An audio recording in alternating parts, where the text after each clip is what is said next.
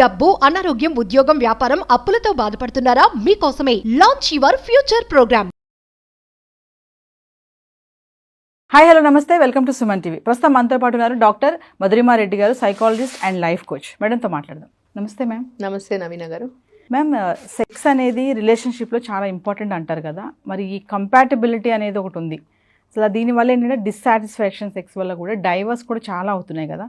ఈ sex compatibility అంటే ఏంటి అసలు? యాక్చువల్లీ మ్యారేజ్లో ఒక ముఖ్యమైన పాత్ర వహిస్తుందమ్మా సెక్స్ అనేది.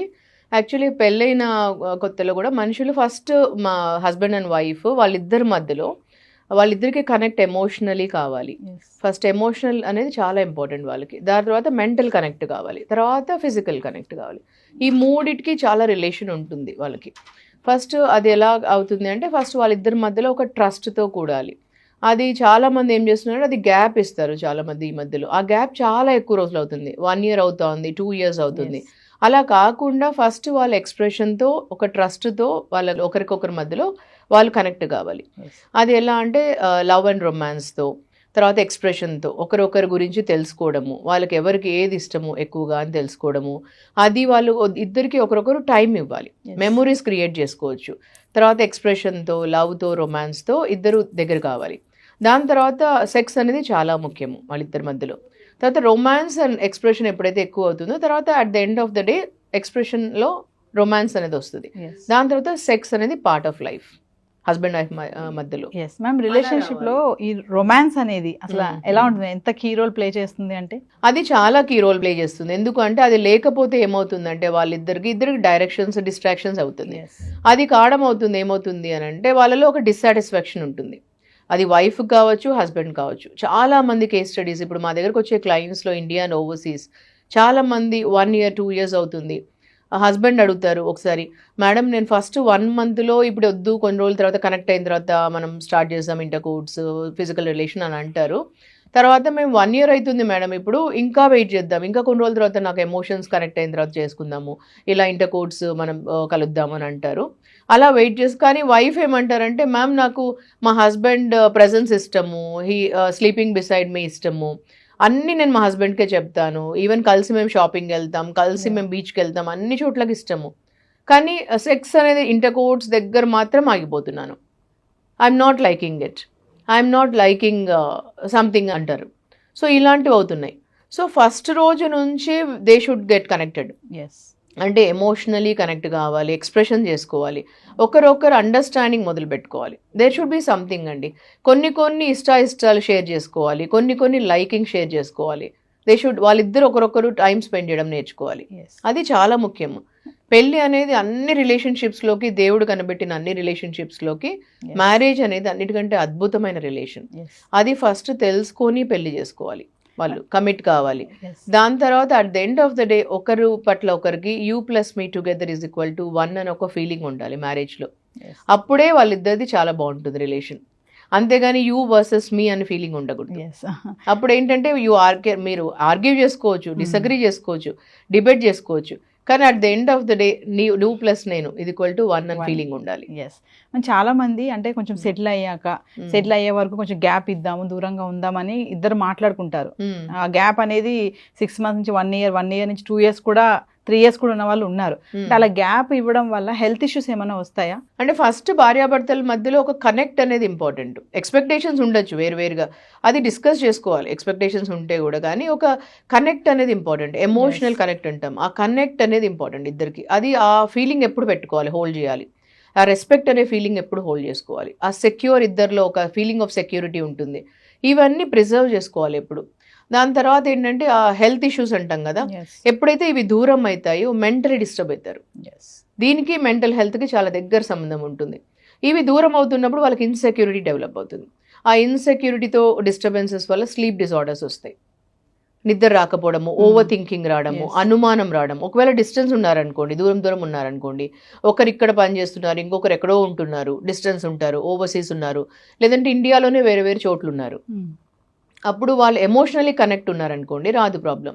ఎమోషనలీ కనెక్ట్ లేదనుకోండి అనుమానం ఉంటుంది, ఎప్పుడూ స్ట్రెస్ అండ్ యాంగ్జైటీ దానివల్లనే ఎక్కువ పెరుగుతుంటుంది. సో దీనివల్ల ఎక్కువ ప్రాబ్లమ్స్ వస్తాయి వాళ్ళకి. అవి సెక్స్ కంపాటబిలిటీ డిస్సాటిస్ఫాక్షన్ వల్ల కూడా డైవర్స్ వరకు వెళ్ళే వాళ్ళు కూడా చాలా మంది మనం చూస్తూనే ఉన్నాం కదా. అవును.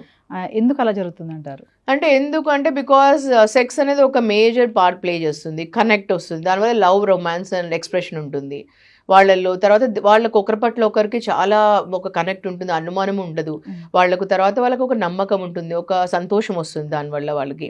So they love each other so much, they express each other so much. దీనివల్ల కనెక్ట్ ఉంటుంది వాళ్ళకి, ఎప్పుడు emotional connect, physical connect and mental connect కూడా దగ్గర అవుతుంది. సో అప్పుడు ఏంటంటే వాళ్ళకు టూ మచ్ ఆఫ్ బయట అదే కనెక్ట్ ఉండదు వాళ్ళకు. నాకు I have my man, I have my women అని ఒక ఫీలింగ్ ఉంటుంది ఎప్పుడు. సో దీనివల్ల ఒక కనెక్ట్ ఏర్పడుతుంది కాబట్టి వాళ్ళకు ఒక ఫీలింగ్ బాగుంటుంది ఎప్పుడు.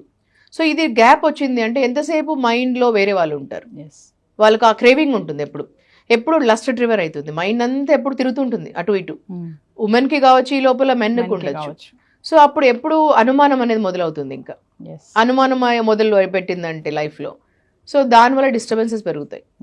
ఎప్పుడు ఇంకా ఒకరొకరు మొబైల్ చెక్ చేయడము, ఎప్పుడెప్పుడు డిస్టర్బెన్సెస్తో ఫోన్లు చేయడము.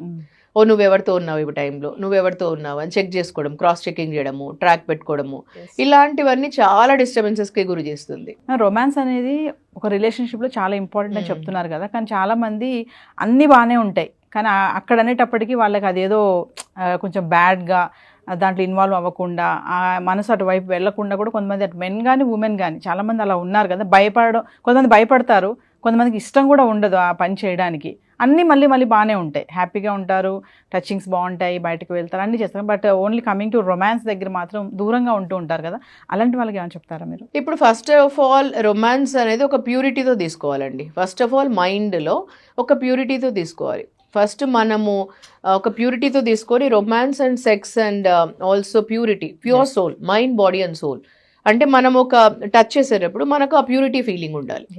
అంటే how do you think, how do you feel అనేది అప్పుడు మనకు ఆ ఫీలింగ్తో అర్థమవుతుంది. ఒక మనిషి మనల్ని షేక్ హ్యాండ్ ఇస్తున్నప్పుడు అర్థమవుతుంది వాళ్ళ గురించి, అప్పుడు ఒక మనిషి మనల్ని టచ్ చేసినప్పుడు అర్థమవుతుంది ఆ ప్యూరిటీ. సో అప్పుడు మనకు దాన్ని బట్టే ఉంటుంది రొమాన్స్ కూడా, దాన్ని బట్టే అర్థమవుతుంది.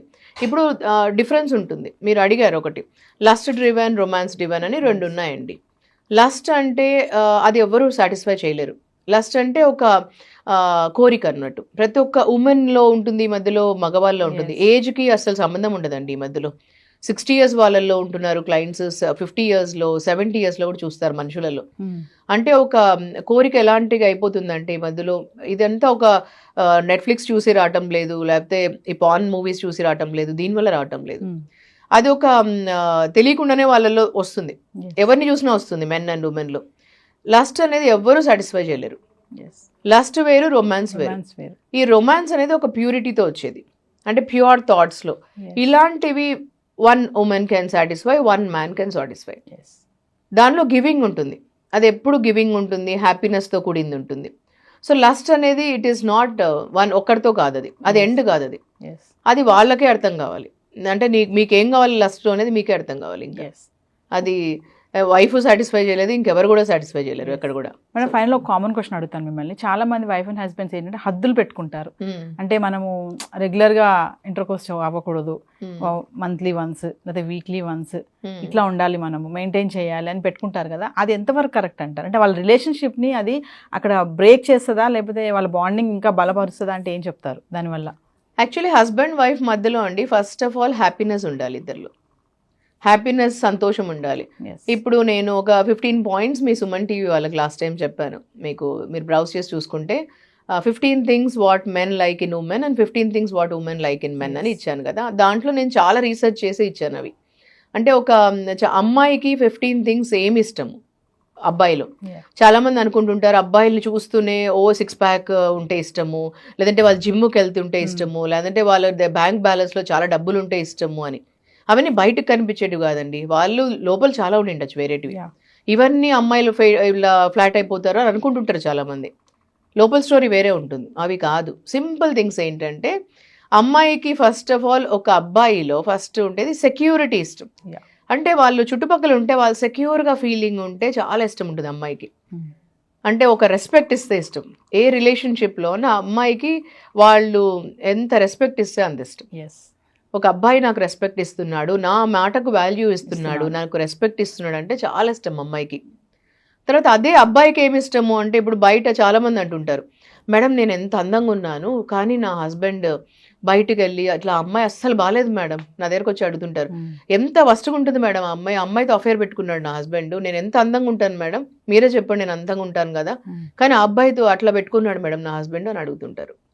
అంటే నేను అప్పుడు అన్ని అయిన తర్వాత కౌన్సిలింగ్ అన్నీ అయినా చెప్తాను, అమ్మ ఇప్పుడు ఇంటికి వచ్చినప్పటి నుంచి నువ్వు నాగింగ్ చేస్తూ ఎప్పుడు అనుమానం పెట్టుకొని ఫోన్లు చూస్తూ ఎప్పుడు నాగింగ్ చేస్తూ ఎప్పుడు చిరాకు పడుతూ ఎప్పుడు చూసినా డే అండ్ నైట్ నైటీస్ వేసుకుంటూ చిరాకు ఉంటే జిడ్డు మొహం పెట్టుకొని ఎట్లంటే ఎట్లా ఇదైపోది ఉంటుంటే అబ్బాయిలకి ఎప్పుడు ఫ్రెష్నెస్ అంటే ఇష్టం ఉంటుంది. నువ్వు అడగచ్చు ఏదన్నా కూడా, ఏదన్నా ఉంటే అడగచ్చు అమ్మా, మంచిగా కూర్చొని మాట్లాడచ్చు, కానీ నాగింగ్ చేయకూడదు. ఇంట్లో ఒకళ్ళు ఎంటర్ అయినప్పటి నుంచి నాగింగ్ చేయడము ఇలా చేయకూడదు, అది వాళ్ళు డ్రిఫ్ట్ అయిపోతారు, విత్ డ్రా అయిపోతారు నీ నుంచి. ఇలా చిన్న చిన్నవే ఉంటాయి చిట్కాలు అవి. ఎప్పుడు నీలో అంటే ఇప్పుడు పట్టు చీరలే కట్టుకొని ఉండడము, లేదా ఐశ్వర్యరాయ్ లాగనో లేకపోతే నువ్వేమి ఇట్లా మిస్ వరల్డ్ లాగనో ఇట్లా రెడీ కావాల్సిన అవసరం లేదు, ఇట్లా ఉండాల్సిన అవసరం లేదమ్మా. ఫ్రెష్నెస్ ఉండాలి. నైటీ అని కనిపెట్టింది రాత్రి వేసుకోవడానికి మాత్రమే, అది పగలు రాత్రి అదే వేసుకొని ఉండి ఎప్పుడో మనం బయటికి పెళ్లిళ్ళకి వెళ్ళేటప్పుడే రెడీ కావడం అవసరం లేదు. ఎప్పుడు ఫ్రెష్గా ఉండు, మంచిగా చక్కగా ఉండి రెడీ అయ్యేసి చక్కగా మంచిగా శుభ్రంగా ఉండి ఫ్రెష్గా ఉండు, చిరునవ్వుతో ఉండు. ఇంటికి వచ్చినా కొంచెం చిరునవ్వు ఉండాలి, హ్యాపీగా ఉండు ఎప్పుడు. అంటే ఎప్పుడన్నా మగవాళ్ళు హ్యాపీనెస్కి డ్రా అవుతారు. ఇలా చిన్న చిన్నవి. సో నేను ఆ దాంట్లో 15 పాయింట్స్ ఇచ్చానండి. చాలా రీసెర్చ్ చేసి నేను 15 అంటే ఇంకా చాలా అవసరం లేదు, ఒక 15 థింగ్స్ మగవాళ్ళకి ఏమి ఇష్టమో 15 థింగ్స్ ఆడవాళ్ళకి మగవాళ్ళల్లో ఏమి ఇష్టమో ఏవంటే బాగా ఎక్కువ ఉంటుందో అవి పెట్టాను. సో అవి చాలా ముఖ్యమైనవి. ఫైనల్గా హెల్దీ రొమాన్స్కి ఏమైనా టిప్స్ చెప్తారా మీరు? హెల్దీ రొమాన్స్కి డెఫినెట్లీ ఒకరొకరు అంటే చాలా ఇష్టం ఉండాలి, ఒకరొకరు కమ్యూనికేట్ చేసుకోవాలి.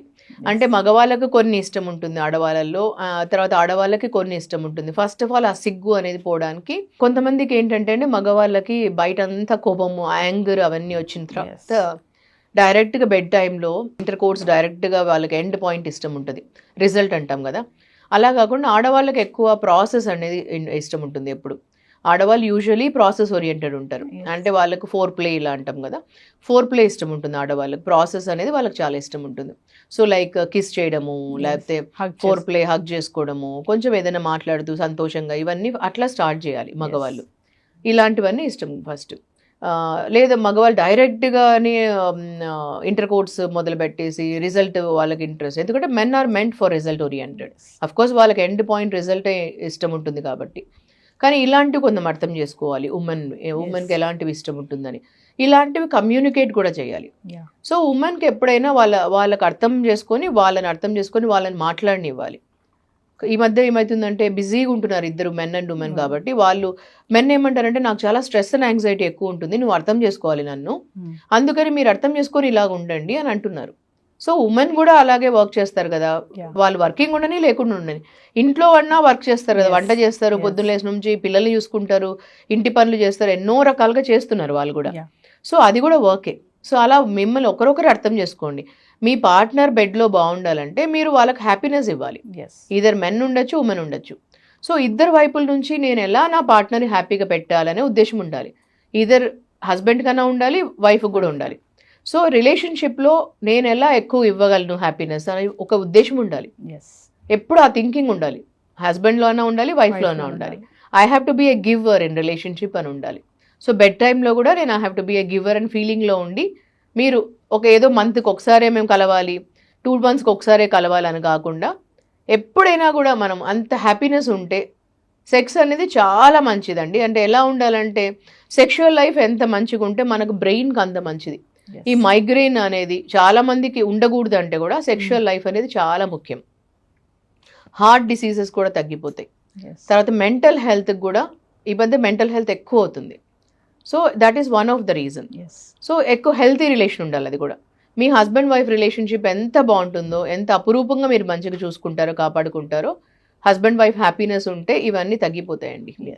సో మీ అపురూపమైన దాంపత్యం ఎంత బాగుంటుందో అంత హెల్తీగా ఉంటుంది.